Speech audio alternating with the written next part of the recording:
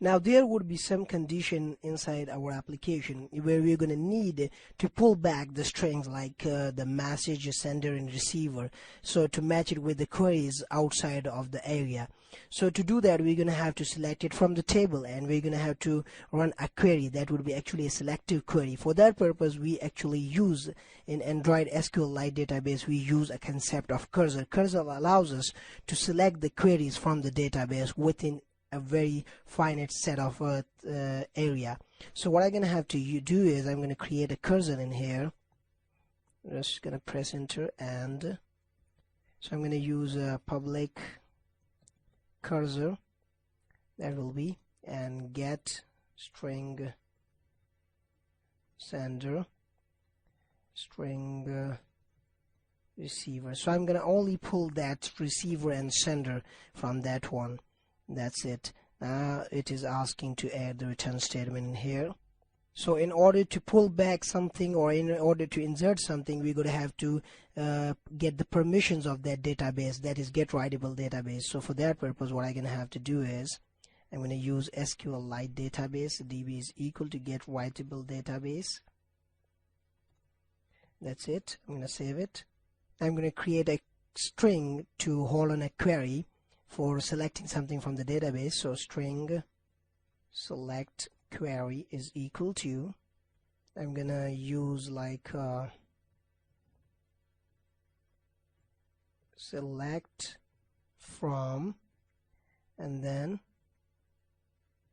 plus table name messages, that is actually the table name. So select every row and everything from the table name messages where message sender plus like. So what does like? The like operator is used for searching a specified pattern in the column. So that is one of the most important thing.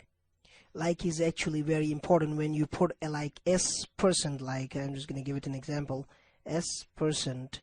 So it will also find out the missing letters, for example S, and any name which starts from S, it will pick it like that. So it is actually the purpose of like. So I'm going to use now plus like sender plus and message receiver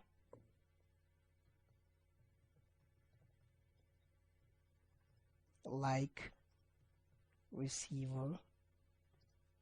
So I'm going to use the receiver which is actually provided in here in this area. So I'm going to use receiver, and that's it. And then I'm going to use like order by ID, which I've previously described, plus ASC. So what does it really means in all over the way? It means that actually select from the table everything that actually starts from the sender or starts from the receiver.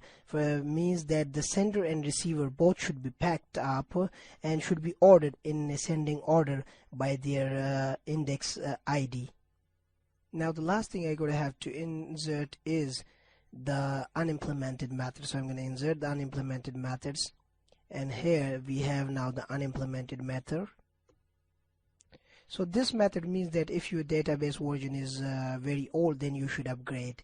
And the next thing is that if the database version is not supportable, then you should drop it. So what you're going to have to do is you're going to have to use db dot xzsql, and then you're going to provide the drop database query in here. So I'm going to use table message drop, and that's it.